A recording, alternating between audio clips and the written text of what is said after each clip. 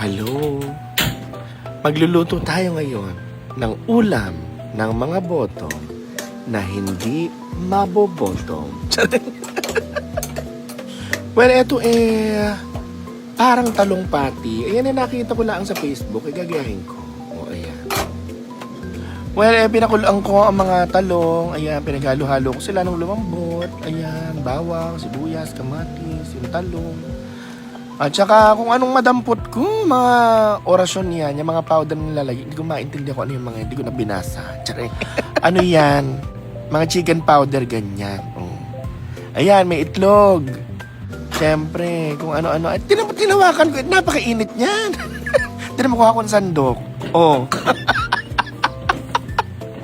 Diyos ko, kung makalama si Badeng.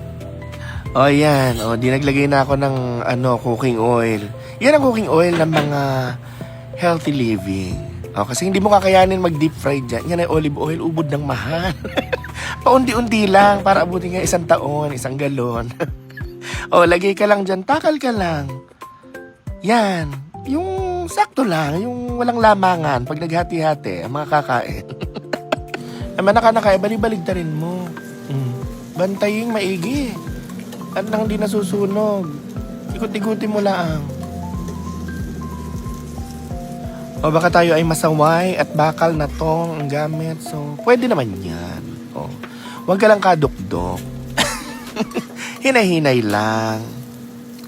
Ayan, kapag may natitira pa, di sige laban, takalin mo ulit at lutuin ulitin ang proseso.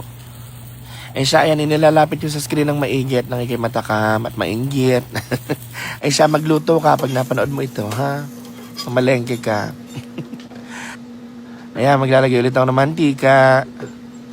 Unti-unti lang ulit.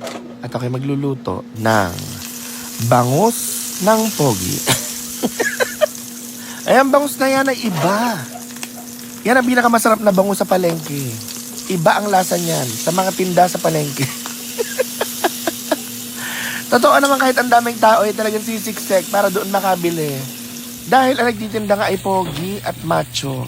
Kaya iba. Iba ang sarap ng kanyang tinda. Anyway, yan ay boneless bangus. Para wala na tayong problema. Nanjubo na lang ng jubo. Lafes na lang ng lafes. Ayan, ganyan ako magprito. Isdaman, baboy, ganyan lang. Mababang mantika. Tapos parang iniihaw mo lang. Parang sinisir mo lang ganyan. Sarap. Ang sarap, di ba? Oh. Mamalengke ka na at magluto. Go.